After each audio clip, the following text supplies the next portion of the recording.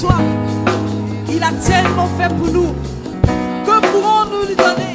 Que pourrons-nous donner à Jésus? Et quand nous regardons ce qu'il a fait pour nous, simplement nous pouvons lui dire: reçois, Seigneur, notre louange. Reçois notre adoration. Alléluia.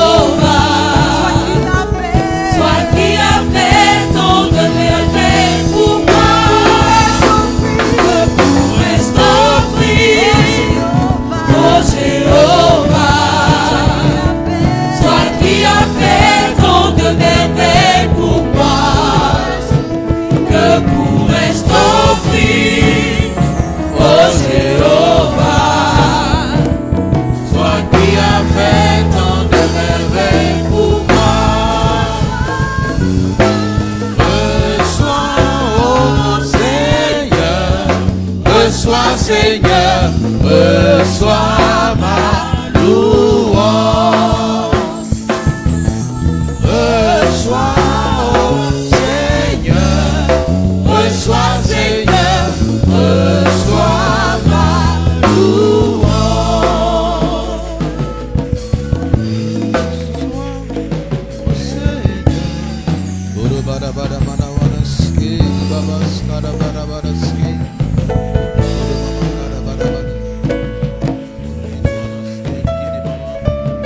Oui Seigneur, nous sommes assemblés ce soir dans ta présence, car nous savons que tu es Dieu, tu es roi. Merci Père pour ta grâce, merci Père pour ton esprit.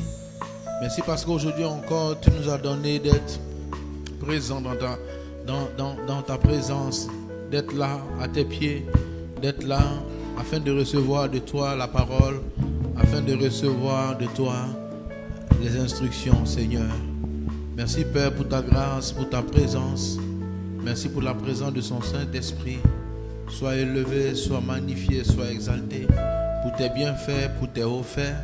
Tu connais nos besoins, tu connais nos challenges, tu sais ce dont nous avons besoin, tu sais par quelles difficultés nous passons et tu as la solution à tout problème car tu es le Dieu de l'impossible. Tu es le Dieu de l'impossible. Avec toi, tout ce qui est impossible devient possible. Tu as dit à Marie, il n'y a rien qui soit impossible à Dieu. Merci Seigneur parce que nous voulons entrer dans ton impossible, mais surtout dans ta volonté. Car nous ne voulons pas agir hors de tes plans et de tes projets, mais nous voulons agir dans ta volonté.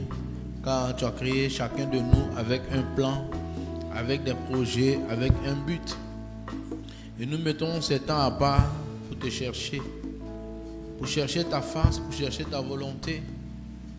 Pour aussi jouer le rôle que tu as assigné à l'Église, qui est d'être le sel de la terre, influencer ce monde positivement, faire descendre ton règne dans les maisons, les foyers, les nations, afin que toute la terre soit remplie de ta gloire, afin que le maximum soit sauvé, afin que nous te fassions plaisir. Merci pour ce moment, merci pour la parole que tu donnes, merci pour ces chants d'adoration qui sont montés vers toi, et nous croyons que tu les as reçus comme un parfum d'une agréable odeur, car nous savons que tu sièges dans la louange et l'adoration. Merci Père pour ta grâce. Merci Père pour ta faveur. Au nom de Jésus. Alléluia. On peut encore acclamer le Seigneur.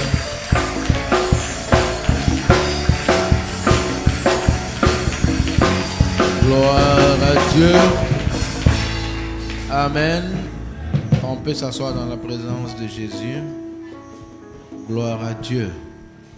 Que le nom du Seigneur soit béni. Et bienvenue à chacun de nous. Aujourd'hui, nous avons prié pour la nation. Et le soir, nous sommes en train de parler du jeûne pour nous encourager à jeûner et pour pouvoir aussi bien jeûner. Le jeûne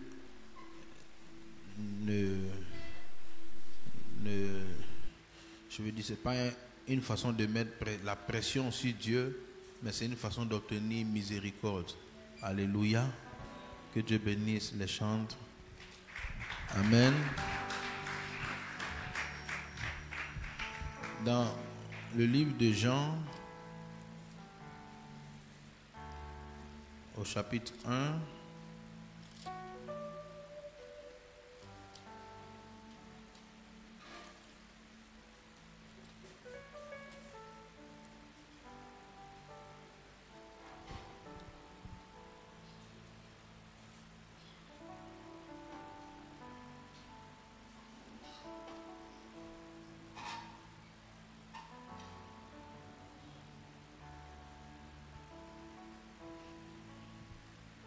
lorsque Jean présente Jésus, il nous dit que la loi a été donnée par Moïse, mais la grâce et la vérité sont venues par Jésus-Christ. Dans le livre de 1, Jean 1 au chapitre 17, lorsque Jean présente la parole, il dit: la loi a été donnée par Moïse, mais la grâce et la vérité sont venues par Jésus-Christ. Au temps de Moïse, nous étions au temps de la loi. Au temps de Jésus, nous sommes au temps de la grâce et de la vérité. La vérité étant la parole de Dieu. La grâce étant la faveur de Dieu ou la miséricorde de Dieu. Nous sommes dans la saison de la miséricorde. Et le jeûne est un moyen d'obtenir miséricorde. Alléluia. Hier, nous avons vu l'histoire de Jonas qui avait été envoyé vers Ninive, la grande ville, pour lui dire qu'elle sera détruite par Dieu parce que son péché était arrivé à son comble. Parce que chaque péché, chaque désobéissance, chaque mauvaise action entraîne des conséquences. Négatives quand c'est des mauvaises actions ou positives quand c'est des bonnes actions. Et Ninive, dans ce temps, avait vraiment mal agi. Et Dieu, dans un sursaut de la manifestation de sa personne, a envoyé Jonas vers Ninive. Vous savez, la Bible dit que la loi est venue par Moïse. Mais Moïse n'est pas le commencement de l'Ancien Testament. Donc, quand l'Ancien Testament commençait, Moïse n'était pas encore né et la loi n'existait pas encore. La grâce existait déjà. Alléluia. Oui, la loi est venue après, mais la grâce existait au commencement. Amen. C'est pour ça, lorsque Adam et Ève ont péché, Dieu les a recouverts de vêtements de peau et simplement, il les a laissés. Lorsque Caïn a tué Abel, Caïn a dit: on va me tuer. Dieu a mis un signe sur Caïn pour que Caïn ne soit pas tué. Pourtant, Caïn méritait véritablement la punition parce qu'il avait tué son frère. Mais le cœur de l'homme s'était tellement endurci, et l'homme se croyait fort, sage, intelligent, puissant, et il s'éloignait de Dieu. Parce que l'homme n'a pas été créé pour vivre indépendant de Dieu, mais l'homme a été créé pour vivre dépendant de Dieu, comme un tronc et ses branches. Et Jésus disait en Jean chapitre 15, je suis le tronc et vous êtes les branches. Je suis le cep et vous êtes les sarments.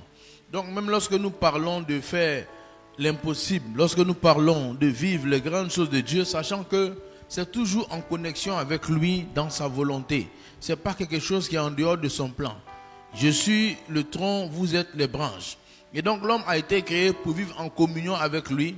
Et l'homme s'est éloigné de Dieu. Et Dieu a eu la patience pendant longtemps. Mais l'homme continue à dire qu'il peut vivre sans Dieu. Et c'est là que Dieu a amené la loi. Pour dire, ok, tu vas vivre selon cette loi parce que tu dis que tu es assez bon. Mais la loi n'était pas venue comme quelque chose que l'homme pouvait respecter. Parce que Dieu même savait que l'homme ne pouvait pas respecter la loi. Mais la loi était venue pour que l'homme réalise son incapacité à plaire à Dieu de lui-même. La loi est venue pour que l'homme réalise la hauteur de la volonté de Dieu, la profondeur de la sainteté de Dieu, la grandeur de l'amour de Dieu. Et comment lui, il est très loin de ça. Comment nous sommes loin de ce que Dieu veut. Comment nous sommes loin de la pensée de Dieu. Vous savez, nous sommes tellement loin de sa pensée. Il dit, mes pensées ne sont pas vos pensées et mes chemins ne sont pas vos chemins. Autant les cieux sont éloignés de la terre, autant mes pensées sont éloignées de vos pensées, autant mes chemins sont éloignés de vos chemins. Et souvent l'homme pense qu'il fait la volonté de Dieu alors qu'il est vraiment en dehors de la volonté de Dieu. Et beaucoup pensent que c'est par mérite qu'on peut s'en sortir. Mais en vérité, dans le temps dans lequel nous sommes, ce n'est pas par mérite, mais c'est par grâce et c'est par miséricorde. Donc les temps de jeûne sont des temps où nous apprenons à nous calmer, nous apprenons à mettre bas la terre et à laisser le Seigneur venir remettre de l'ordre dans notre façon de vivre, afin que nous puissions obtenir grâce et miséricorde. L'auteur de l'épître aux Hébreux pouvait dire dans Hébreux chapitre 4 verset 16, lorsqu'il parle de s'approcher de Dieu, et s'approcher de Dieu, il y a le jeûne, il y a la prière, il y a la chanson, les cantiques, il y a la parole et l'intention. Mais il dit, approchons-nous donc avec assurance du trône de Dieu, mais ce trône est appelé le trône de la grâce, afin d'obtenir miséricorde et de trouver grâce, pour être secouru dans nos besoins. En d'autres termes, pour être secouru dans nos besoins, nous avons besoin de trouver grâce et miséricorde auprès de notre Seigneur. Tous les problèmes que nous avons, toutes les situations que nous vivons, tous les blocages, toutes les situations compliquées, toutes les incompréhensions, nous avons besoin de la grâce et de la miséricorde de Dieu pour pouvoir les surmonter. Et c'est pour ça que Paul pouvait dire, nous devons comprendre que le trône de Dieu est appelé le trône de la grâce. Mais il est aussi appelé le trône de la justice pour ceux qui vivent selon la justice. Mais pour ceux qui vivent selon la grâce, le trône duquel il s'approche s'appelle le trône de la grâce. Hier, nous avons vu l'histoire de ce monsieur qui devait 300 talents 300 000, non 150 000 talents, je pense. Il devait 10 000 talents. Dans Matthieu 18, 24, ce monsieur qui devait 10 000 talents à son maître. 10 000 talents, c'est des millions ou des milliards. Et on ne sait pas comment il s'est arrangé pour que la dette soit énorme. Et il ne pouvait pas rembourser. Son maître a dit, pour rembourser la dette, on va te vendre, on va vendre ta femme, on va vendre tes enfants. Et on va vendre tout ce qui t'appartient. Pour qu'on puisse avoir un peu d'argent. En d'autres termes, sa dette dépassait même le prix d'un homme. De 2 hommes. De 3 hommes, de 4 hommes. Pourtant, un homme n'a pas de prix. C'était une dette énorme. Et cette dette, on peut la voir comme l'exigence de Dieu et notre incapacité à satisfaire les exigences du Seigneur. Si on voit ce que Dieu attend de nous, en vérité, si on voit ce que Dieu espère que nous allons faire, si on voit comment Dieu nous voit, si on voit comment il s'attend à ce que nous ayons des vies de prière, si on voit comment il s'attend à ce que nous puissions évangéliser telle personne, si on voit comment Dieu s'attend à ce que nous puissions pardonner à telle personne, faire du bien à telle personne, il y a tellement de choses que Dieu attend de nous. Souvent nous sommes inconscients et souvent nous sommes conscients que nous ne le faisons pas. Et quand Dieu attend une chose qu'on ne le fait pas, c'est comme une dette. On lui doit quelque chose. Et nous tous, nous sommes endettés vis-à-vis de Dieu. Mais c'est la grâce et la miséricorde qui fait que Dieu ne nous réclame pas. Il nous laisse vivre comme ça, en espérant que nous allons comprendre et pouvoir un jour faire un peu. Et lui, lorsqu'il est sorti, il allait trouver son ami qui lui devait 300 deniers, donc 300 000 francs par rapport à des milliards. Et il a refusé catégoriquement toute remise de dette, tout report de paiement. Il a étranglé et non seulement après l'avoir étranglé, il l'a jeté en prison. Et lorsqu'il a jeté en prison, ceux qui ont vu la scène sont retournés voir le maître pour dire, celui à qui tu as fait grâce n'a pas fait grâce aux autres. Et bizarrement, la loi a changé. Il a été lui-même remis en prison, mais pas une prison ordinaire. On dit qu'il a été livré à des bourreaux. Et le Seigneur dit, c'est comme ça que votre Père Céleste traitera chacun de vous si chacun de vous ne pardonne à son frère de tout votre cœur. Amen. Et beaucoup de chrétiens sont bloqués à ce niveau. Beaucoup de chrétiens prient, mais sont bloqués au niveau de l'offense, au niveau du manque de pardon, au niveau de manque de compassion. Et si nous n'avons pas de compassion, comment pouvons-nous nous approcher avec assurance du trône de la grâce? Vous savez, si nous n'avons pas de compassion, nous serons nous-mêmes accusés par nos fautes, nos actions, et nous allons nous sentir impuissants et incapables de prier. Et je pense que beaucoup même n'arrivent pas à prier parce qu'ils se sentent indignes de prier. Beaucoup n'arrivent pas à prier parce qu'ils se disent que comment Dieu peut écouter quelqu'un comme eux. Mais en fait, quand quelqu'un se met à se dire comment Dieu peut écouter un homme comme lui, c'est qu'il pense qu'il vient devant le trône de Dieu par ses mérites. Sinon, Dieu écoute tout le monde. Il n'y a pas un homme qui va faire un bien tellement bien pour dire ok, tu as très bien fait, maintenant viens, on peut t'écouter. Si c'était pas ça, frère, je ne sais pas Dieu allait écouter qui parmi nous. Car bien souvent, tout ce que nous faisons est très loin de la pensée et la volonté de Dieu. Donc, le temps de jeûne est un temps pour manifester et cultiver la miséricorde. Car la miséricorde est une clé importante pour chaque chrétien. La Bible dit dans le livre de Matthieu, chapitre 5, verset 7, « Heureux les miséricordieux, car ils obtiendront miséricorde. » Donc Jésus a déjà planté le décor pour dire que heureux ceux qui sont miséricordieux, car ils vont obtenir miséricorde. Donc si je veux obtenir la miséricorde de Dieu, je dois être moi-même miséricordieux. Alléluia. La miséricorde étant la faveur imméritée, étant de recevoir des choses qu'on demande, mais on n'est pas qualifié pour les recevoir, mais le Seigneur nous les donne simplement parce qu'il a décidé de nous les donner. Et généralement, Dieu nous donne des choses, pas parce que nous le méritons, mais nous donne des choses parce qu'il est bon. Alléluia. Et parce qu'il est bon. Et quand on est conscient de la bonté de Dieu, il y a des sujets pour lesquels on n'a plus peur de prier. Mais quand on se dit non, que Dieu est sévère, que Dieu va nous juger selon notre façon de vivre, il y a des sujets qu'on ne peut pas prier, il y a des prières qu'on ne peut pas prier.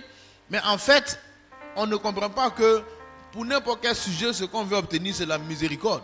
La miséricorde, c'est la faveur imméritée. La miséricorde, c'est la compassion plus l'action. Ça veut dire que Dieu a compassion de nous. Parce que de toute façon, Dieu a vraiment compassion de nous. On fait pitié. Amen. Oui, on fait pitié parce qu'on ne se comporte pas bien. Mais Dieu sait qu'on ne se comporte pas bien parce que le diable est derrière, parce qu'il y a beaucoup de problèmes, beaucoup de choses qui nous poussent à agir. Dieu ne regarde pas l'action d'un homme comme ça, il regarde ce qui l'a poussé à agir. Il y a des gens à l'âge de 7 ans qui ont été battus, il y a des jeunes filles à l'âge de 9 ans qui ont été violées, tout ça. Il y en a qui ont eu tellement de problèmes de leur enfance que quand ils ont grandi, ils sont démantelés, démontés. Donc, leur façon d'agir est influencée par tout ce qu'ils ont vécu en arrière. Celui qui ne comprend pas va le juger aujourd'hui par son action, par sa façon de vivre. Mais Dieu, lui, il ne voit pas la personne aujourd'hui, il voit tout ce que la personne a vécu et il éprouve la compassion. Il dit en vérité, ce n'est pas de ta faute si tu as un tel comportement. Il y a des éléments dans la vie qui t'ont détruit. C'est pour ça que moi j'ai compassion. Mais je n'ai pas simplement compassion, je vais te donner maintenant la force pour surmonter cela. Je vais amener mon esprit pour guérir tes blessures. Je vais amener mon esprit pour te permettre de t'en sortir. Alléluia. Donc la compassion de Dieu ne vient pas simplement observer, mais elle vient pourvoir aux besoins afin de redonner à la personne de vivre mieux. C'est pour ça qu'un chrétien qui a compris la miséricorde doit savoir qu'il doit être guéri de ses blessures passées, des frustrations passées, des problèmes passés, parce que ce n'est pas bienséant pour Dieu que quelqu'un vive avec ça. Et vous savez, je pense que c'est une des tâches les plus rudes, les plus difficiles pour le Seigneur. Parce qu'on peut laisser beaucoup de choses, mais c'est difficile souvent de laisser les offenses. C'est vraiment difficile. C'est difficile souvent de laisser, quand on a été brisé, tout ça, de pouvoir laisser tomber, de pardonner aux gens méchants, de pardonner aux gens bizarres. Et beaucoup d'hommes viennent prier, mais le cœur est chargé. Vous savez, on peut jeûner, mais si quelqu'un prie le cœur chargé, sa prière n'ira pas bien loin. Parce que sa prière n'a pas une bonne odeur. Ça ne peut pas faire quelque chose. La prière qui a une bonne odeur, c'est la prière qui vient d'un cœur pur. Et c'est ça qu'il dit au Matthieu, chapitre 5, verset 7. Heureux les miséricordieux, car ils obtiendront miséricorde.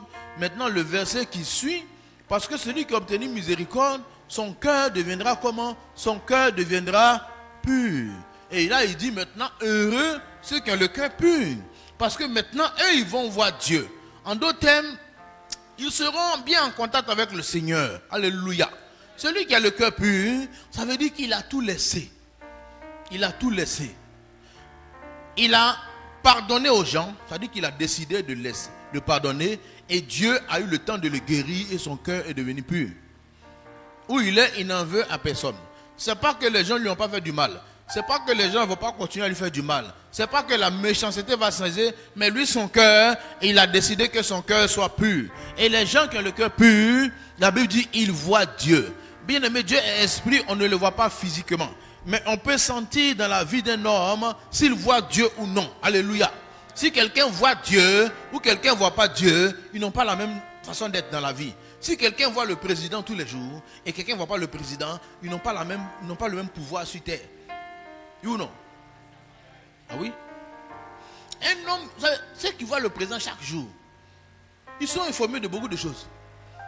Ils savent ce qui va se passer dans le pays, quel accord sera signé, quel accord va être signé. Tout ça, ils savent plein de choses. Et lorsqu'ils sortent, quand on sait qu'ils viennent de la présidence, même le cuisinier même, dans son quartier, il est respecté. Oui ou non?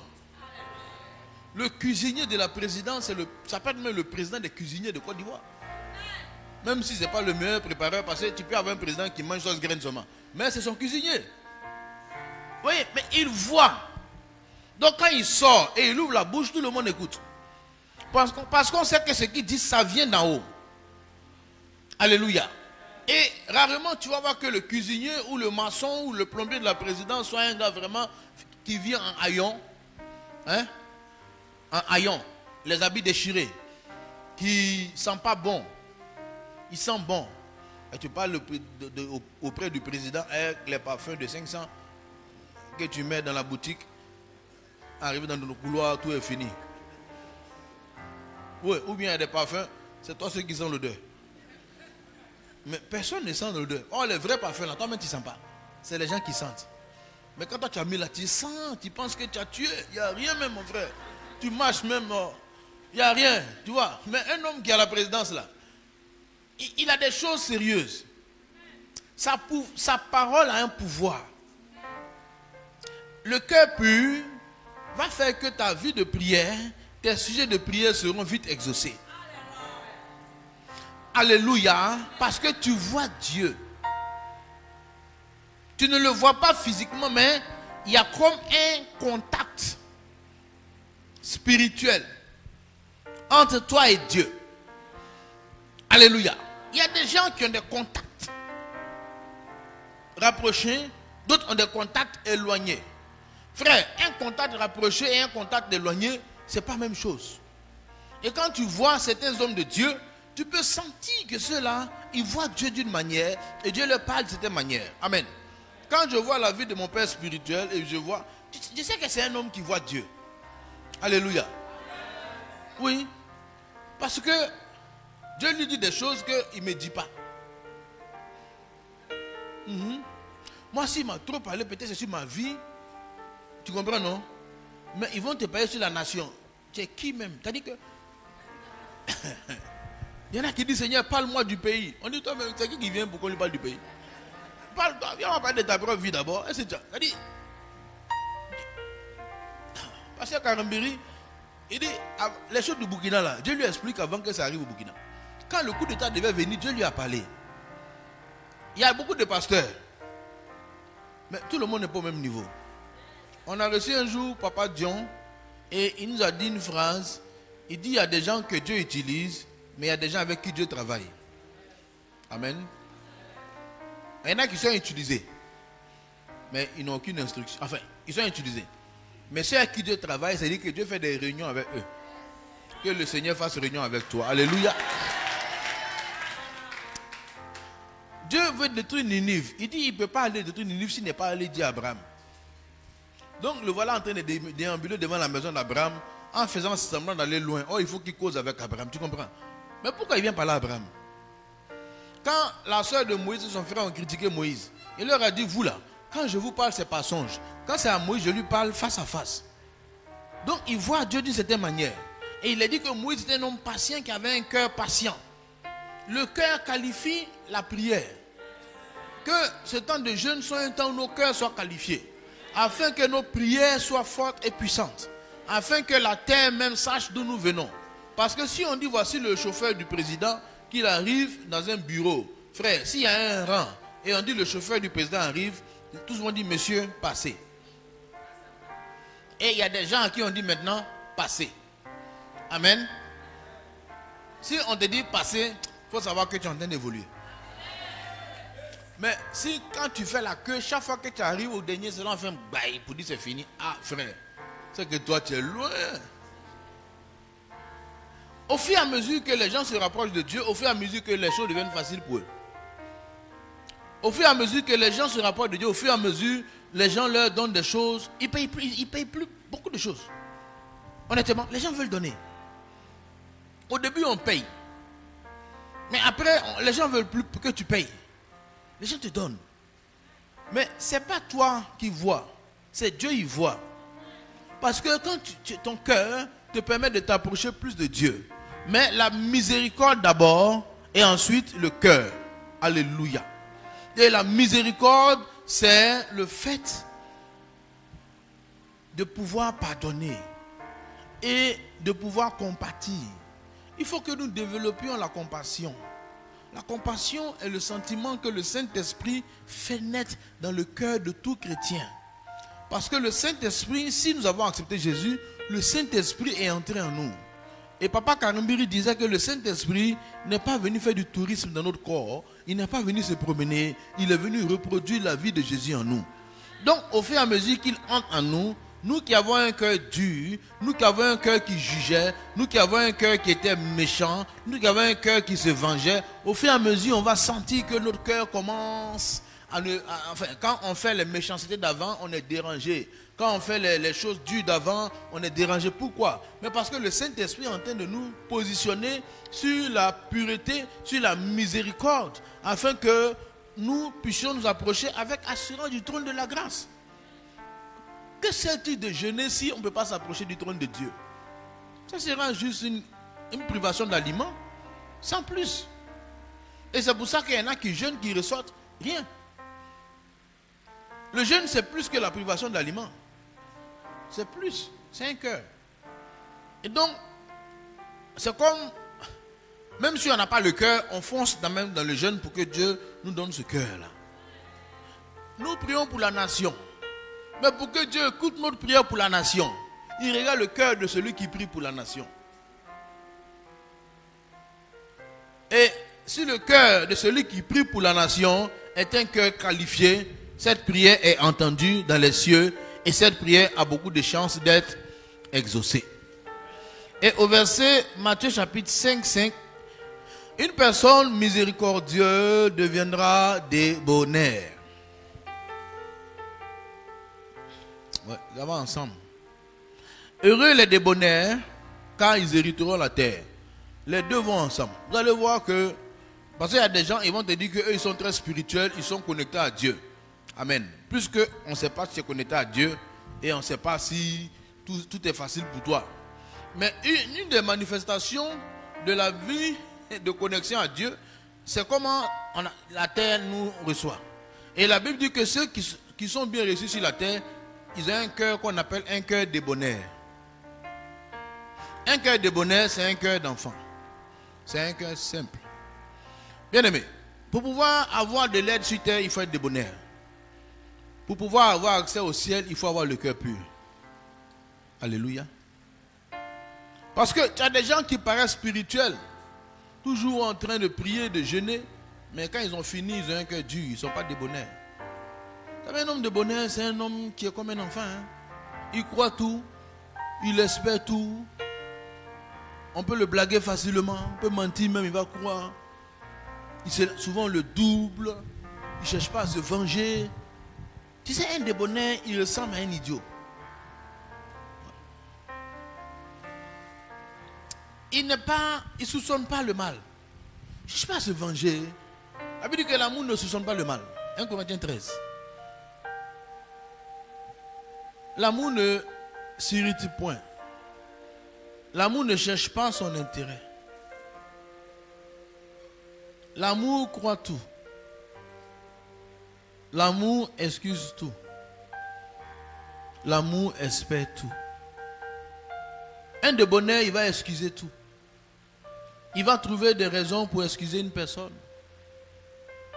Oui, s'il agit ainsi, peut-être c'est parce qu'il avait telle chose. Voyez, il ne juge personne. Il excuse tout. Et lorsque quelqu'un dit je vais changer, il croit. Mais un homme qui n'a pas un cœur d'amour, on dit que quelqu'un va changer, il dit quoi hein? Lui là.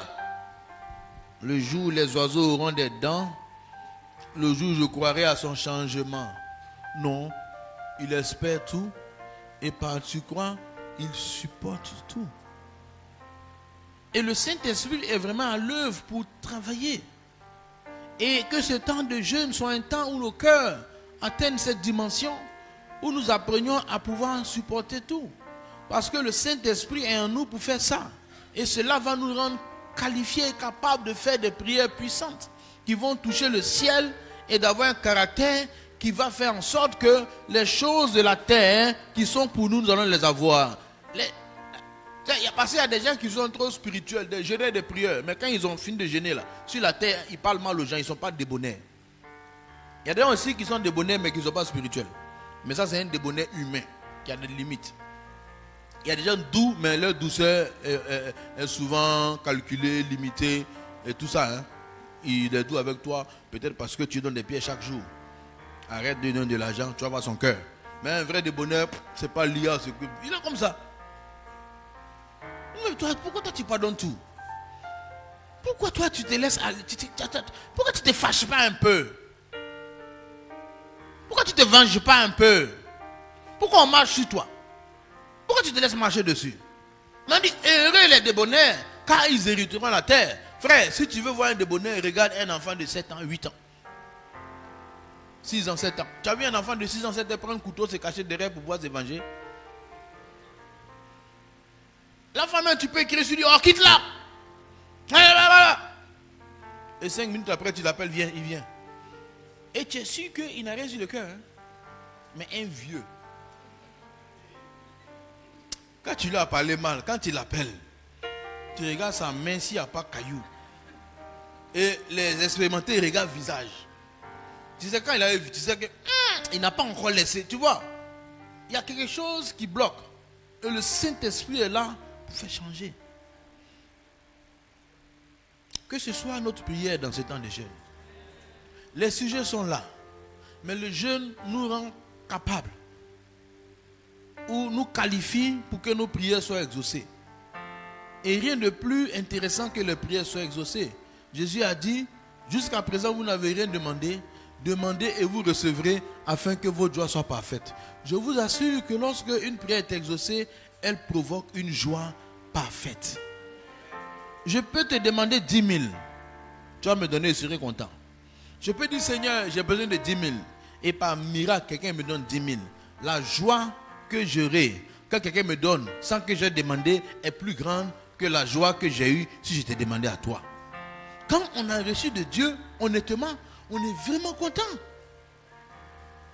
Quand on demande à quelqu'un qui donne, on est aussi content. Mais la joie parfaite, c'est la joie où personne n'est informé de ma prière. Et quelqu'un vient, il me donne ce que j'ai demandé à Dieu de manière comme s'il était là quand j'entendais. Vous voyez, je peux tomber à genoux et pleurer pour dire, mais dis donc, Dieu a entendu ma prière. Quel Dieu redoutable, quel Dieu puissant, quel Dieu qui a le sens du détail. Et ma foi augmente. Ma confiance augmente. Ma joie augmente. C'est-à-dire que quand on te dit on va prier là, tu ne plaisantes pas. Mais c'est les non exaucés qui n'aiment pas prier. Les non exaucés, quand tu dis on va prier, ils sont découragés. Beaucoup qui viennent souvent dans le bureau expliquer leurs problèmes. Tu dis on va prier, tu sens que là il est fâché. Parce qu'il ne veut pas prier, il veut que tu mettes la main dans le porte-monnaie pour sortir les jetons. Là lui sera... Oui, il y en a quand ils viennent te voir là, ils ont problème de loyer, tout ça là. Tu dis on va prier, il dit, ah toi aussi. Prier, il va faire quoi dans ça là? Et il ne croit pas en Dieu. On dit on va prier pour que Dieu exauce. Toi tu dis non, mets ta main en poche. Et donc quand il dit il n'a pas là, moi quand quelqu'un vient comme ça, je ne prie pas lui. Hein. Il va perdre mon temps. il ne va pas croire à la prière. J'écoutais un pasteur qui disait qu'il y avait une soeur qui est venue le voir pour lui expliquer son problème. Et il dit on va prier pour le problème. Elle dit amen. Et il a commencé à prier vraiment de tout son cœur. Et pendant la prière, il a senti dans son esprit qu'elle n'est même pas connectée. Donc lui, il a fermé ses yeux. Il dit un coup, il a ouvert un œil. Quand il a ouvert un œil, il voit qu'elle avait ses deux yeux et puis elle le regardait. Il dit, ah. Il dit, attends. Donc, tu crois en moi? Elle dit, oui. Tu crois en la prière que je prie? Elle dit, non. Il dit, écoute, il faut changer d'église. Je ne peux plus rien faire pour toi. Mais il n'y a pas quelque chose de plus grand qu'un pasteur peut faire pour ses fidèles si ce n'est pas la prière. Mon frère, si on était là pour distribuer du riz et huile, tu n'allais pas voir Église Vazana, hein? Tu vas voir ONG de distribution d'huile. Il y en a qui veulent substituer l'église en ONG de distribution de vêtements, d'huile, de savon. On n'a qu'à donner savon. Mon frère, quand Jésus est venu là, tu l'as vu donner savon aux gens? Tu l'as vu avec des conteneurs de savon? Tu l'as vu avec des stocks d'huile? Tu l'as vu avec des troupeaux de bœufs pour découper, pour donner 2 kilos, 2 kilos, 2 kilos? Hein? Tu as vu Jésus comme ça? Qu'est-ce qu'il faisait? Il prêchait, il enseignait, il guérissait et il priait. Dieu est descendu d'un corps humain. Et si Dieu est d'un corps humain, il a fait la meilleure chose qu'on puisse faire en tant que Dieu. Ce qu'il peut faire de mieux là, c'est ça qu'il a fait. Jésus n'est pas venu donner à habiller. Il n'est pas venu donner à manger. Il est venu prêcher la parole. Il est venu prier pour que les mentalités changent. C'est la méthode. C'est la méthode par laquelle Dieu change les choses. Mais aujourd'hui, on ne veut plus ça. On veut l'autre. Mais l'autre là, c'est les ONG. Va voir les ONG. Eux, ils sont là. Eux, ils te donnent. Mais l'église n'est pas une ONG et on refuse de faire de l'église une ONG. Souvent, il y en a qui viennent voir dans mon bureau pour dire allons distribuer. J'ai dit oui, on distribue. Mais la mission première n'est pas la distribution parce qu'un sac de riz ne peut pas changer la mentalité de quelqu'un. Même donne-lui 100 000, plus un sac de riz, plus un matelas, plus des semences pour planter du riz, plus des semences pour planter des haricots. Donne-lui ça, reviens. Son cœur ne changera pas. Il va finir de bouffer et le lendemain tu reviens, il te demande encore. Et si jamais tu n'as pas donné, tu verras son visage. Il va dire méchant type. Toi tu dors dans ton palais, moi je souffre de faim ici. Tu vois, sa mentalité est bloquée. Et pour qu'elle soit débloquée, il a besoin de la parole et de la puissance de Dieu. Parce que dans la parole de Dieu, il y a une puissance qui change les mentalités. Alléluia. Il y a une puissance qui nous connecte à Dieu. Et c'est pour ça la parole de la miséricorde vient dire que si tu veux être connecté à Dieu, sois miséricordieux. Celui qui manque de miséricorde est en danger. Je dis qu'il est même plus en danger que celui qui fait impudicité. Mais je n'ai pas, il allait faire impudicité quand même parce qu'il est plus en danger que lui. Parce que celui qui fait impudicité aussi, il est en danger. Oui, mais quelqu'un peut commettre, il commet des péchés, mais il a un cœur. Parce qu'il n'y a pas un homme qui va dire que lui ne peut pas commettre péché. Regarde la vérité. Péché selon le sens de Dieu là. Il n'y a pas un homme sur terre qui ne commet pas de péché. Il n'y en a pas. Péché, il y a des péchés visibles et non visibles. Un exemple. Dieu peut vouloir que tu pries à 4 h du matin. Toi, tu as dormi qu'à 8 h. Tu as péché. Mais personne ne sait. Dieu veut qu'en sortant, tu évangélises la vendeuse de galettes. Tu sens fortement dans ton cœur que tu dois l'évangéliser. Le Seigneur sait que le lendemain elle meurt. Mais toi, tu passes. Tu dis, est-ce qu'elle va se convertir? J'ai bien envie, mais j'ai peur. Puis de toute façon même, et tu passes. Si elle meurt, j'ai péché. Mais ce n'est pas un péché visible. Donc quand les gens voient pécher, ils voient seulement les choses visibles. Quand Dieu voit pécher, il voit tout ça. C'est pour ça qu'il n'y a pas un homme qui peut s'arrêter pour dire que lui là, si on veut dire qu'il n'a pas péché, il est prêt. Frère, si jamais quelqu'un se met là, il est foutu. Il est foutu.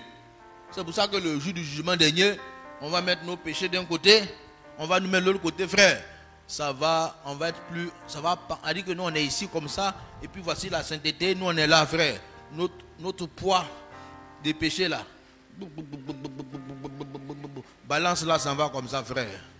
Hein? Il faut que Jésus vienne monter sur notre balance pour que ça devienne léger, pour que ça fasse l'autre côté. Sinon, si Jésus n'est pas monté, frère, ça ne va pas. C'est le sang et le sacrifice de Jésus qui nous rendent agréables à Dieu. Hein? Tu sais que quand on dit au nom de Jésus là, c'est pas une formule, hein? C'est son sang, il voit. Sinon, si jamais quelqu'un vient en son nom, ils vont le gifler. Quand tu viens au nom de Jésus, pour dire moi-même là, il ne faut pas me regarder. C'est Jésus qui est là. Tu dis, c'est Jésus, je viens en son nom. Il dit, ok, si c'est Jésus, on peut t'accepter. C'est comme ça. On vient recouvert du sang et on vient avec le nom. Et c'est pour ça qu'on a accepté. Si quelqu'un vient en son nom, les anges même vont te laisser entrer eux-mêmes. Monsieur, tu vas où? Tu dis, non, c'est moi qui suis là. On dit, non, hein, ici, là, on veut voir le sang de Jésus. Tu dis, non, Jésus est là, moi aussi, je suis là. Tu ne rentreras pas. Mais j'ai dit, moi-même, je me tiens dans le sang et dans le nom de Jésus. Et c'est ça qui fait qu'on peut entrer. Mais pourquoi on peut se tenir dans le nom et dans le sang de Jésus? Parce que Jésus est mort à notre place. Alors que nous méritions de mourir. Mais il a été miséricordieux pour nous. Donc maintenant que nous sommes entrés dans le royaume par miséricorde, on a laissé entrer avec ticket de miséricorde. Maintenant on est entré là-bas, frère. On a intérêt à manifester la miséricorde. Sinon, on va nous faire un certificat d'expulsion. Ah oui, quand tu vas dans un pays, il faut respecter les règles. Sinon, ils vont te chasser. Si tu vas en Côte d'Ivoire, on conduit ici à droite, non? Si tu vas en Australie, on conduit à gauche. Hein? Bon, à droite ou gauche. En tout cas, il y a des voitures, leur volant n'est pas même position que pour nous. Maintenant, toi, énerve-toi, va dans leur pays. On dit, monsieur, on conduit à gauche. Tu dis que toi, là, tu es un Ivoirien pur, dur, né à Garayo. Que toi, ton... Hein? Tu vois un Garayo? Ah ah. Tu sais, il y a des gens qui sont traditionnalistes. Moi là, je ne change pas. Comme je suis arrivé dans vos pays là, vous allez me prendre comme ça. Moi, je conduis ici, ils vont te chasser. Ou tu vas aller en prison. Tu es entré à leur visa, mais tu ne respectes pas leurs lois, ils vont t'emprisonner.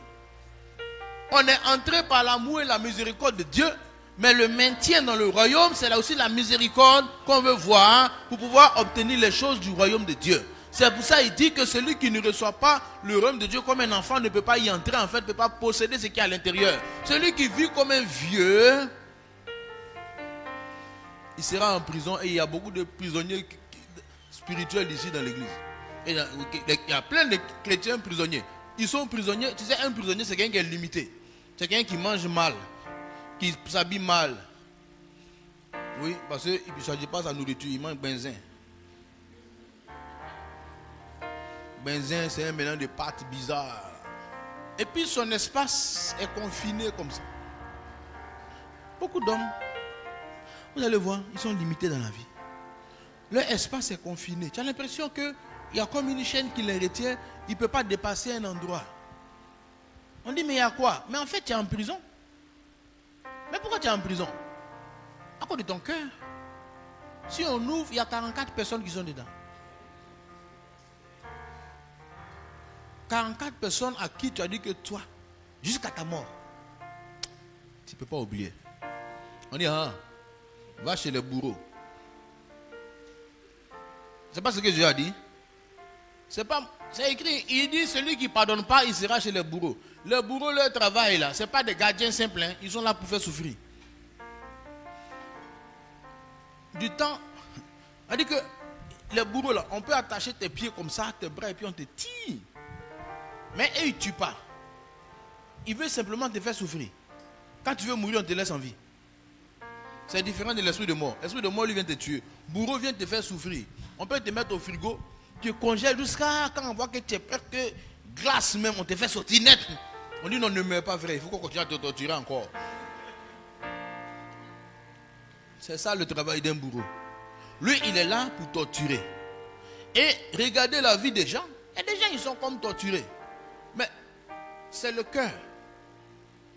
Un homme peut avoir d'autres péchés, mais son cœur est libre.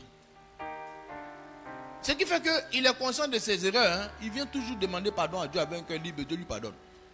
Mais un homme qui vient avec le cœur chargé, où il a retenu 44 personnes, il s'approche du trône de la grâce pour obtenir grâce. Qui va lui donner grâce? Qui? On dit, mais toi tu veux grâce, tu as libéré les autres. Dans le Notre Père là, il dit quoi? Pardonne-nous nos offenses comme... C'est parallèle. Si je pardonne, Dieu me pardonne. Si je ne pardonne pas, je ne suis pas pardonné. C'est écrit noir sur blanc. Un homme qui n'est pas pardonné, quelle prière il va faire qu'il va aller où? Mais pour pouvoir être pardonné, il faut voir le sacrifice de Jésus. Parce qu'il ne faut pas voir ce qu'on m'a fait, mais il faut voir ce qu'il a fait pour moi. Je pense que si chacun peut un jour aller regarder la passion du Christ, ça serait intéressant. Peut-être que je vais trouver un jour, mais on va mettre ça à l'écran ici, frère. Moi, quand je regarde ça, je pleure. Non, ça me fait pleurer quand je vois ce film-là. C'est-à-dire la partie où on le bat. Et tu vois, il a tout fait pour ne pas mourir loin de la croix. Il devait mourir sur la croix. Donc, tu vois qu'on l'a battu, il est affaibli. Mais s'il ne meurt pas sur la croix, il ne peut pas prendre mon péché. Donc, il faut qu'il meure sur la croix. Tu le vois épuisé, tremblant, mais qui porte la croix. Il faut qu'il aille là. Sinon, il pouvait mourir de crise cardiaque, se jeter d'une falaise, avoir un palu, voiture pouvait le cogner. Il était mort. Mais cette mort ne sauvait personne. Car la Bible nous dit et quiconque est pendu au bois. Donc, il fallait qu'il meure pendu sur un bois pour que tous nos péchés aillent sur lui. Mais Satan et ses démons étaient tellement déchaînés qu'ils voulaient le tuer avant la croix. Il dit, mais non, il faut que je meure sur la croix. Donc, ils l'ont frappé, blessé. La croix l'a fait plus de 40 kilos, frère. Il a porté jusqu'à il est tombé plusieurs fois. Il peut même plus. 40 kilos, ce n'est pas une tonne. Il pouvait soulever.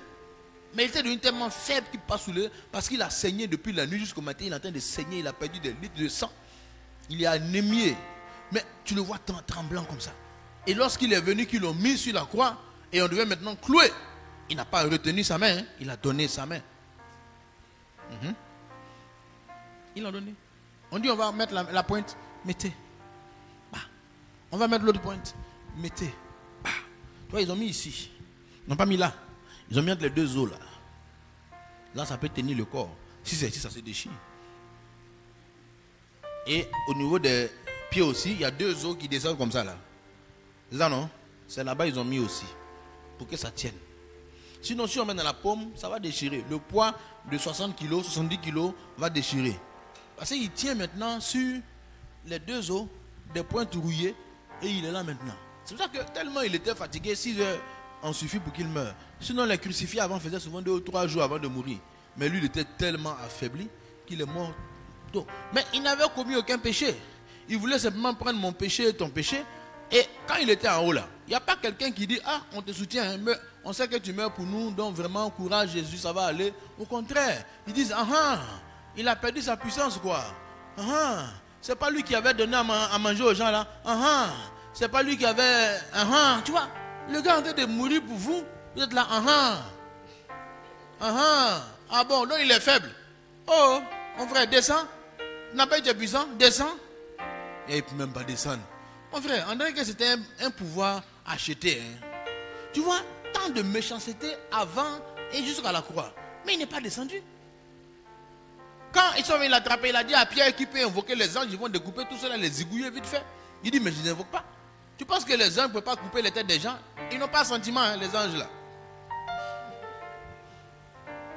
Hein? Tu penses que les anges ont sentiment? On dit Hérode s'est arrêté, on dit voix d'un Dieu, non voix d'un homme. Un ange l'a frappé, pas il est mort. C'est tout. Non, ange là, quand il est frappé, il frappe, il s'en fout. Quand même José partait se battre, il a vu un ange, il dit tu es avec nous ou bien tu es contre nous. L'ange dit non. En fait, je suis pas quelqu'un. Je suis ceux qui respectent la parole de Dieu. Toi-même tu es en danger si tu viens la loi de Dieu. Amen. Mais c'est ça, pendant la crise, les gens ont appelé l'ange de l'Éternel venir régler le problème là. Lui, il cherche, il n'a pas de camp politique, mon frère. Il vient là où les gens sont méchants. Il a frappé partout. Les gens disent, ah, mais non, on voulait que tu frappes l'autre côté. Il dit, mais attendez, vous me connaissez. Vous m'avez appelé, non? Je viens. Je vous bougoie d'abord, et puis je vais bougoie les autres. On finit, les deux fils d'Élie là, ils ont pris l'arche pour aller se battre. Eux-mêmes des chercheurs de femmes, au lieu de se mesurer, au lieu de se repentir, non, que nous on est des bishops. Ils ont pris l'arche, ils sont allés, ils sont morts. Avec l'arche. Quand les gens ont vu l'arche là, ils ont eu peur. Pour dire, tiens, il est venu à l'arche, Dieu même est là. Ils ont dit, ah, petit palabre, ils ont envoyé l'arche. Et aussi, Mais ils ne savent pas que ce n'est pas affaire des haches. Qui porte hache là? Tu es qualifié. Ils sont morts. Ils ont pris l'arche. Et lui aussi est mort. Parce que la présence de Dieu est dangereuse. Dieu n'est pas pour quelqu'un ni avec quelqu'un. Hein. Il est dans la justice. Mais comme maintenant, nous, on ne peut pas vivre la justice comme ça, on rentre dans la miséricorde. Et quand on est mis dans la miséricorde, on est aussi épargné. Parce qu'on dit, ce n'est pas nous, on vient, c'est le sang de Jésus qui est sur nous. Nous, on sait que ce n'est pas grâce qu'on est arrivé ici. Ce n'est pas grâce qu'on est entré, Seigneur. Ce n'est pas grâce. Donc, si on est entré par grâce, ça veut dire que tout ce qu'on va obtenir là, ce sera aussi par grâce. Alléluia. On ne peut pas entrer par grâce et obtenir par la force. Ce n'est pas possible. Dieu ne peut pas nous laisser entrer par grâce et puis dire maintenant débrouille-toi pour avoir le reste. Beaucoup de chrétiens pensent comme ça, que l'entrée est gratuite maintenant, tout ce qu'on va voir là, c'est la force. Tout ce qu'on aura, c'est aussi par grâce. Si l'entrée est par grâce, mon frère, le truc sera par grâce. Quand tu vas d'un pays et que tu rentres à l'aéroport là, déjà si c'est en France, c'est les euros. Tu ne peux pas entrer avec euros et puis aller présenter CFA là-bas. On dit non monsieur, on veut des euros. Tu dis non, je suis ivoirien. Oui, mais où sont les euros? Tu vas aux États-Unis, tu es entré à $, et maintenant arrivé là-bas, tu vas dans une boutique, tu finis de prendre les marchandises, et puis tu tends 15 000 francs CFA. What is this, mister? Is money. No, I give some dollars. No. Go. C'est fini. Go away. Quand tu achètes tes CFA, tu es rentré $, tu dois dépenser $. Tu es entré miséricorde, tu dois vivre avec la miséricorde. Alléluia. Que la miséricorde, c'est la monnaie qui fait descendre la miséricorde. Heureux les miséricordieux, car ils obtiendront miséricorde. Tout problème qui frappe ma maison, je prie Dieu que sa miséricorde libère ma maison. Je ne prie pas Dieu que Dieu libère ma maison parce que je suis fort. Je prie Dieu que moi-même là, si c'est moi, mais il y a longtemps même tout devait être gâté. Mais merci, ta miséricorde Seigneur va venir m'aider. Mais la monnaie, c'est que moi aussi, je me suis battu et je me bats toujours pour garder la miséricorde. Alléluia. On va lire un passage, un dernier passage. Il dit quoi?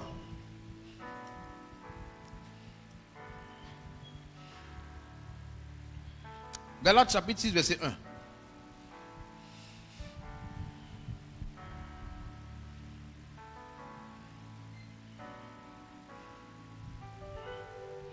Je veux qu'on lise ensemble. Frère, on lit ensemble. Frère, si un homme vient à être surpris en quelque faute, vous qui êtes spirituels, redressez-le avec un esprit de douceur. Point. Maintenant on dit quoi? Prends garde à toi-même de peur que tu ne sois aussi tenté. On dit que toi qui connais là, tu as découvert la faute. Parce que souvent quand les gens connaissent là, c'est là ils sont chauds. Il sait qu'il ne vaut rien quelque part, hein? Mais là il est fort. Non, là on t'a attrapé. On t'a attrapé. Quand c'est là tu connais. Tu ne connais pas mathématiques, mais dictée tu connais. Donc, mais là il ne vaut rien dictée. Mais on va aller en maths, on va te voir. Il y a des coins où tu es fort et des coins où tu es faible. Donc on dit si quelqu'un t'est surpris en faute, là tu es fort, Dieu même sait que tu es fort, les anges savent, tout le monde sait, le quartier sait. Mais on sait que si on va en maths là, tu ne piques pas. Mais comme on t'a attrapé si dicté, tu dis mais quel est cet ignare qui ne peut même pas mettre S à nous regardons, il met W à la fin. Messieurs, vous avez appris votre français ou là, vous ne valez rien, venez voir un nul là. On dit, frère, même s'il a mis W là, il faut savoir lui parler. On dit avec quoi? Esprit de douceur, c'est esprit de miséricorde.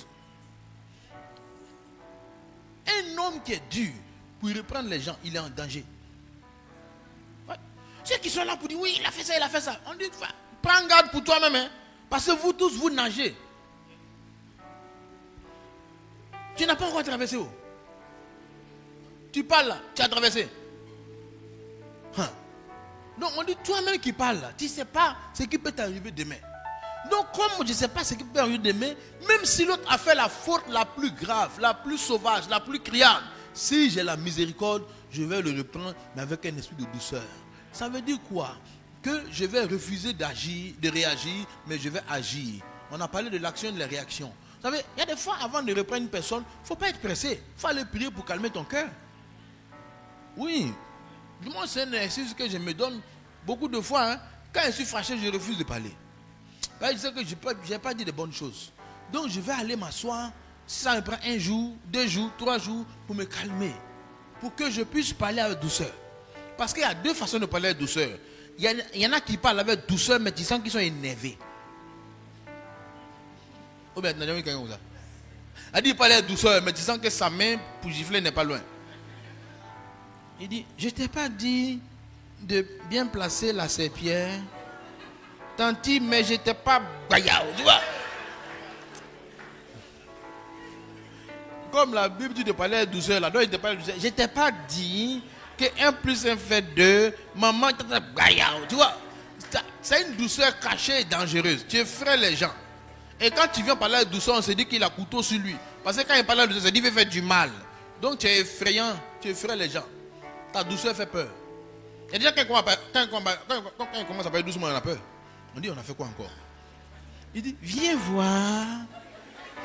Tu dis, j'ai fait quoi encore? Parce qu'il ne parle pas comme ça habituellement. Hein? Ce n'est pas ton naturel, tu es en train de mentir. Gaspard, s'il te plaît, viens. Gaspard dit, oh oh. Les autres disent, ah, Dieu, c'est chaud. Pourtant, les visiteurs vont dire, la tante elle est douce. Gaspard, viens voir. Et en ce moment, elle est en train d'armer sa calache. Avec ta nuque pointue, tes mollets têtus, tes dents écartées, comment tu as pu casser mon verre? Pourtant, tu as dit, Gaspard, viens. Ça, c'est fausse douceur. La vraie douceur, tu dis, Gaspard, viens. Hein? Et quand Gaspard vient, tu dis, Gaspard, qu'est-ce qui s'est passé? Le verre s'est cassé. Madame, je n'ai pas fait exprès. Je glissais, c'est tombé. Ok, c'est pas grave. Fais attention prochainement. C'est ça, on dit douceur. Mais toi, tu appelles l'homme, en même temps, tu fais caca. Il entend caca. Il sait que quand il va venir là, il ne sait pas. Donc les autres disent, quand il s'en va, mais les autres disent, mon frère, courage. Mais comme il est payé à la fin du mois, il est obligé de partir. On dit, faut. C'est pour ça, les femmes qui embauchent les servantes là, beaucoup ont un problème parce qu'elles parlent mal à leurs servantes. Elles savent pas que c'est un danger. Oui. Mais parce que la servante là, elle va faire comment? Souvent, les femmes passent tout sur les servantes. Mon frère, c'est le même Dieu que vous priez, hein? Faites attention. Ah oui? Si jamais elle est chrétienne, c'est le même Dieu que vous priez. C'est enfant de Jésus aussi. Donc toi aussi, comme toi tu l'as embauché, tu donnes 40 000, 30 000 francs, c'est fini. Tu as droit de vie ou de mort. Et Dieu qui te fait respirer chaque jour là. Tu te lèves, tu fais, il n'y a pas de problème. Dieu n'a pas coupé l'oxygène parce que tu as menti hier. Il est avec toi tous les jours. Mais toi, à cause de 40 000 francs, aïe, aïe, aïe, aïe, aïe, aïe. Mais donc, ça beaucoup d'on n'avance pas. Parce que tu finis de parler mal à la servante à 17h et puis tu as coupé jeûne. C'est quel jeûne tu coupes même? Ton jeûne est coupé depuis 16h. Mais tu as coupé? Tu as coupé? Tu ne peux même pas te maîtriser. Tu as fini de l'insulter et puis elle dit, tiens, maintenant voici la tante dans le groupe de louanges. À tes pieds, oh divin roi. Nous t'avons. On dit, Seigneur. On dit qu'il faut l'avoir dansé même. À tes pieds, oh divin roi. La servante dit,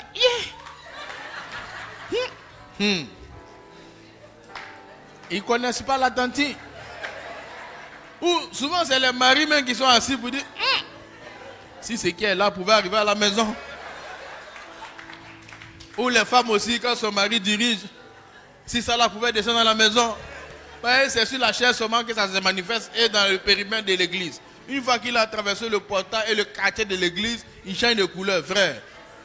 Change, arrête. Faut changer. Hein? Pardon. Dis à ton voisin, pardon, faut changer. C'est pas bon. Il faut traiter tout le monde sur même longueur d'onde. La plupart des gens qui s'en sortent là, ils parlent bien à son gardien comme ils parleraient à un ministre. Je t'assure. Oui. La plupart des gens que Dieu a élevés, qui ont un cœur pur, si tu dois parler à son gardien, c'est la même manière qu'il va parler à son collègue. Il ne va pas dire non, comme tu es le gardien, toi on t'insulte, comme tu es égaux, là, collègue égaux, on peut lutter. Quand c'est patron, ah bonjour patron. Oui, patron. Non, patron. Maintenant, arrivé à la maison, chérie, c'est quoi ça? Où sont mes chaussures? Mais tu as fait non, patron, là-bas, là. Pourquoi tu ne viens pas faire ça ici? Tu as combien de clôtures dans ton cœur? Une clôture pour le travail, séparée. Une clôture. Oui, il y en a qui ont divisé leur cœur comme ça et ils ont beaucoup de comportements. Frère, son cœur n'est pas pur, c'est mélangé. C'est un mélange. Un cœur pur, c'est unique. Ça ne change pas. Ce n'est pas le mélange de Coca-Cola, Fanta et Bissap. C'est plus pur là. Coca, c'est Coca, Fanta, c'est Fanta. Quand on dit Coca-Cola, mais quand on goûte pour toi, il y a un peu de Coca, il y a un peu de Bissap, il y a un peu de Nyamankou et puis un peu de Gbelé dedans. Il y a Koutoukou dedans.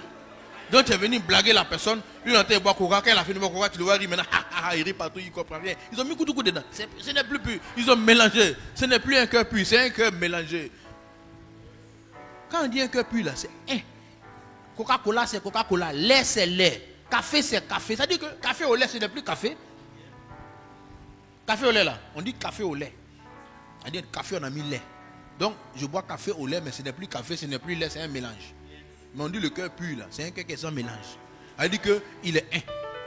Il n'est pas d'un comportement avec quelqu'un et puis de l'autre comportement avec les autres. Les gens comme ça ne sont pas exaucés. Que dans ce temps de jeûne-là, le Seigneur brise toute barrière dans les cœurs au nom de Jésus. Que nos cœurs soient purs afin que nous puissions nous approcher avec assurance du trône de la grâce, afin de trouver grâce et d'être secourus dans nos besoins. Afin qu'en 2020, là, nous soyons secourus dans nos besoins. Car Dieu connaît nos besoins et il va les secourir même avant que nous ayons prié. Alléluia. Quand le cœur est pur, il y a des fois tu n'as pas prié et puis Dieu exauce ta prière. Frère, quand les disciples sont allés faire la pêche, après avoir régné Jésus, ils étaient dévastés. Ils ont fait toute la nuit sans poisson. Quand ils sont arrivés, Jésus avait déjà braisé les poissons pour eux. Ils ont fait que manger, frère. Quand ton cœur est pur, tu viens trouver les poissons braisés déjà. Tu viens trouver les situations arrangées déjà. Tu viens trouver les choses arrangées déjà. Donc, bats-toi pour avoir le cœur pur. C'est pour ça que Paul dit, fais tout. Même si tu as raison, fais tout pour garder la douceur. On n'a pas dit que tu as tort. On dit c'est le jour où tu as raison là. Il faut faire tout. Parce que c'est quand on a raison, on s'est dit qu'on a des raisons valables maintenant pour se manifester. Il faut les voir dans les manifestations. Souvent même tu sens que c'est les démons même qui se manifestent maintenant. Parce qu'il est autre chose. Pourquoi? Parce qu'il a raison. Mais si c'est parce qu'on a raison, on n'est plus dans la miséricorde, on est dans la justice. Et si tu vis dans la justice, tu seras jugé par rapport à la justice. Mais quand tu vis dans la miséricorde, tu es jugé par rapport à la miséricorde de Dieu. Et regardez, hein, dans Abraham comme ça là. On dit, dans son âge âgé là, il a cru Dieu, non? Dans Hébreu quoi là même?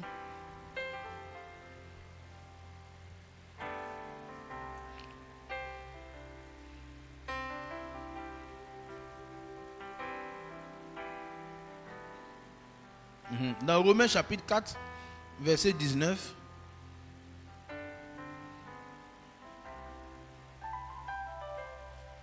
Il est dit,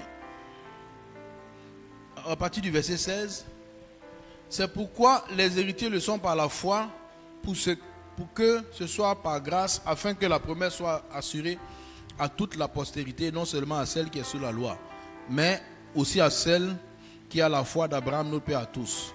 Selon ce qui est écrit, je t'ai établi Père d'un grand nombre de nations. Il est notre Père devant notre Dieu, devant celui auquel il a cru. Dieu qui donne la vie aux morts et qui appelle les choses qui ne sont point comme si elles étaient. Espérant contre toute espérance, il crut, en sorte qu'il devint père d'un grand nombre de nations, selon ce qui lui avait été dit. Telle sera ta postérité. Et sans faiblir dans la foi, il ne considéra point que son corps était déjà usé, puisqu'il avait plus près de 100 ans, et que Sarah n'était plus en état d'avoir des enfants. Il ne douta point par incrédulité au sujet de la promesse de Dieu, mais il fut fortifié par la foi, donnant gloire à Dieu, ayant la pleine conviction que ce qu'il promet, il peut aussi l'accomplir. Alléluia. Frère, ça là, est-ce que c'est vrai? Est-ce que Abraham n'est pas allé chercher Agar? Hein? Il a douté. Mais quand la grâce vient, ça efface tout. Oui. Abraham a douté, mais on dit, Dieu dit, il n'a pas douté. On dit, il a cru même comme un croyant exceptionnel, frère. Oh, il est tombé sur la petite. Aïe. Sarah dit, Abraham, depuis là, Dieu dit, on va avoir enfant, il n'y a pas d'enfant. Je suis ménopausé depuis 1900 choué. Comment on va faire? Comment la promesse s'accomplit? Moi, je suis fatigué, je n'ai aucun désir où je suis là-même.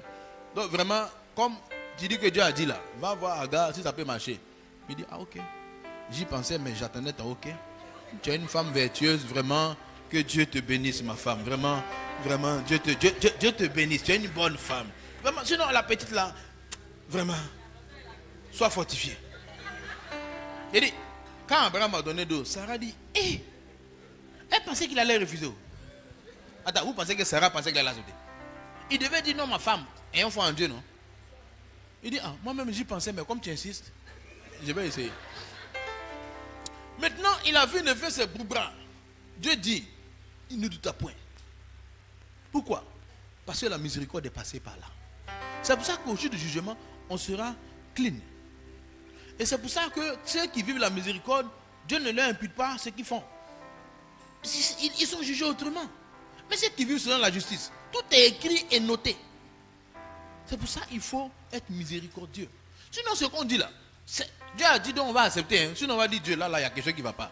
Le monsieur a douté. La femme a douté. Maintenant, tu dis non, il n'a même pas douté un peu.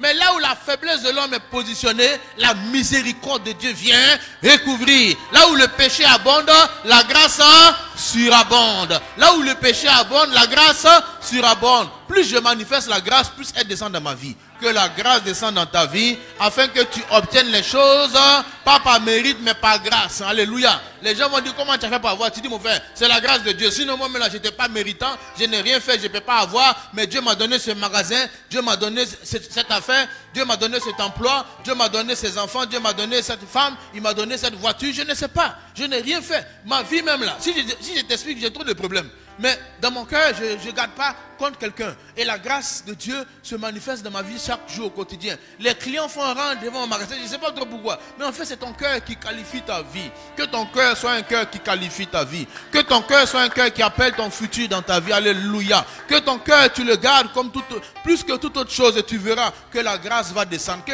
les choses qui étaient bloquées depuis des années se manifesteront dans les vies au nom de Jésus. Sans sueur ni transpiration, et le ciel va dire Amen. Parce que le ciel a dit Amen. Quand Dieu a dit qu'Abraham était un homme de foi, le ciel a dit aussi Amen. Il n'y a pas un ange qui dit Dieu, s'il te plaît. Il a douté un peu. Là où le péché abonde, la grâce surabonde. Que la grâce surabondante de Dieu soit dans nos vies. Alléluia. On peut acclamer le Seigneur. On va se tenir debout, on va prier pour dire Seigneur, donne-nous d'avoir le cœur de miséricorde, de pouvoir être comme un enfant, afin d'obtenir grâce et miséricorde dans la vie, oh Dieu.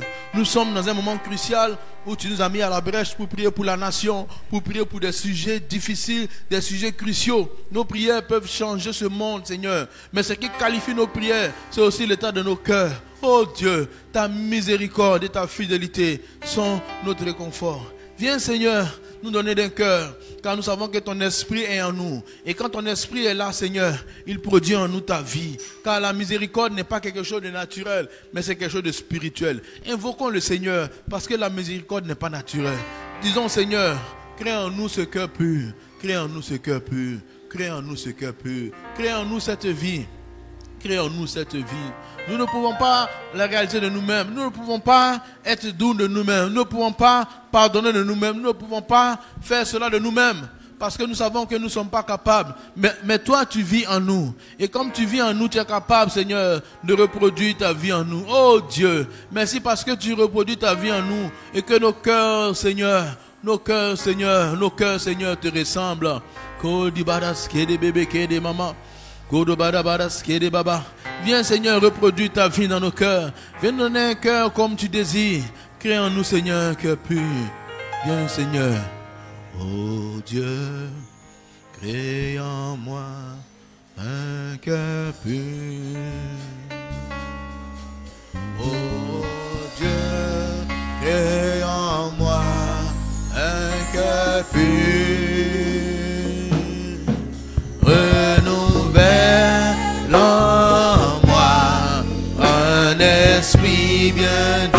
disposé. Oh, oh Dieu, crée en moi un cœur pur. Oh Dibédé, oh Dieu, crée en moi un cœur pur. Oui, je vois la main de Dieu. Je vois l'Esprit de Dieu qui est en train de laver les cœurs, en train de nettoyer les cœurs, en train de vider les cœurs, en train de libérer les vies, en train de libérer les cœurs, en train de libérer de tout fardeau. Je vois l'Esprit qui descend et qui nettoie les cœurs, qui nettoie les vies. Je vois l'Esprit qui descend, qui récupère nos fardeaux, qui récupère nos soucis, qui récupère nos fardeaux, qui récupère nos soucis, qui récupère, qui dit laisse tomber, laisse tomber. À moi la vengeance, à moi la rétribution. Ne cherche pas à te venger, mais regarde à celui-là qui t'a appelé. Sois miséricordieux comme je le suis, et tu hériteras le royaume de Dieu. Et en cette année, ta prière sera une prière puissante, car c'est la prière de celui qui voit Dieu. Et le cœur tellement pur produira la vie de débonnaire qui nous rendra accessible aux gens. Renouvelle en moi un esprit bien disposé. Oh Dieu, crée en moi un cœur pur. Oui Seigneur, merci parce que tu le fais en chacun de nous, car nous sommes incapables de faire, mais toi tu peux. Merci Père pour ta grâce. Merci parce que nos cœurs sont pleins de miséricorde, pleins de compassion, pleins de pureté, pleins de douceur, pleins de bonté. Car tu habites en nous et tu reproduis ta vie en nous. Merci Seigneur pour cette grâce. Merci parce que tu nous rends forts et tu fais en sorte par ta grâce que nos prières soient exaucées, nos prières soient puissantes. Par nous le pays est sauvé, par nous les nations sont sauvées, par nous le monde est sauvé. Oui, car tu as tiré la louange aux lèvres des enfants à la mamelle. Nous redevenons comme des enfants afin que tu tires de nos bouches les paroles qui te sied. Merci Seigneur pour ta grâce. Au nom de Jésus. Amen. On peut acclamer le Seigneur.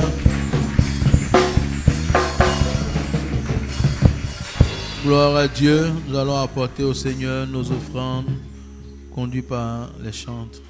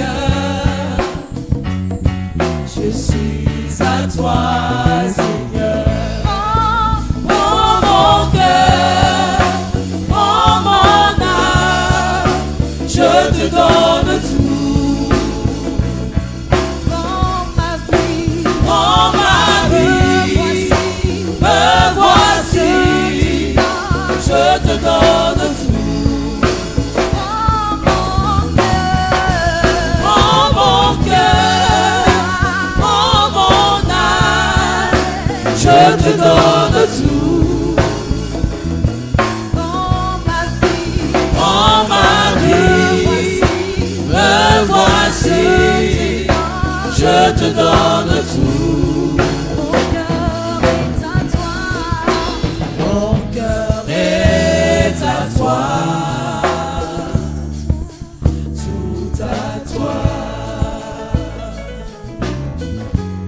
On va se tenir debout et on va tenir les mains chacun de son voisin. Seigneur, bénis les offrandes, bénis les mains qui ont pourvu. Au nom de Jésus, chacun va prier afin que la grâce et la miséricorde de Dieu habitent nos vies. Nous allons l'invoquer sur nos vies et sur la vie de nos frères, afin que cette parole qui a été donnée soit suivie de la puissance qui va avec, qu'il y ait des changements forts dans ce temps. Parlons, prions les uns pour les autres. Prions les uns pour les autres. Badabadas que de bede que de mama. Kodo badabadas que de bede que. Kodo badabadas kodo badabadas kodo kiri mama. Badabadas que de bede que de badabadas kodo wanas que. Kodo badabadas que de bede que. Kodi mama kidi barabara sodo bodo kodi baba. Ili di wanas kodi mama ke. Barake de barakada barabara sodo bodo bodo ke. Bede mama kada baraske. Seigneur, merci pour ta miséricorde et ton amour qui est répandu dans nos cœurs par ton esprit. Merci parce qu'il est répandu dans nos cœurs. Merci parce qu'il est répandu dans nos cœurs. Merci parce qu'il est répandu dans nos cœurs. Oui Seigneur, oui Seigneur. Remplis-nous de toi, remplis ton esprit. Remplis-nous de ta vie. Remplis-nous de toi. Règne en nous. Règne en nous. Vis en nous. Habite en nous. Et glorifie ton nom dans nos vies. Merci Seigneur parce que je sais que ce temps n'est pas juste un temps de hasard, mais c'est un temps de grands changements qui précèdent des grands miracles. Merci pour les miracles que tu accomplis dans les maisons. Merci pour la faveur qui est manifestée. Merci pour la miséricorde. Que ton nom soit béni. Que ton nom soit exalté. Que ton nom soit honoré. Au nom puissant de Jésus. Seigneur, nous allons entrer à la maison. Accompagne chacun de nous. Que nous puissions nous retrouver demain matin pour la matinale et demain soir. Donne la force à chacun. Que ton nom soit béni. Au nom de Jésus. Amen.